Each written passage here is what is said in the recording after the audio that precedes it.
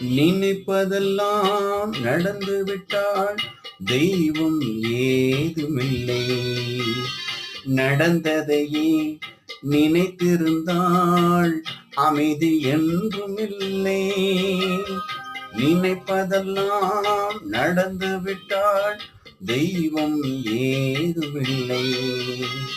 நடந்ததையே நினைத்திருந்தால் அமைதி என்றுமில்லை. முடிந்த கதை தொடர்வதில்லை இறைவன் ஏற்றினிலே. தொடர்ந்த கதை முடிவதில்லை மனிதன் வீட்டினிலே. நினைப்பதெல்லாம் நடந்து விட்டால் தெய்வம் ஏதுமில்லை. நடந்ததையே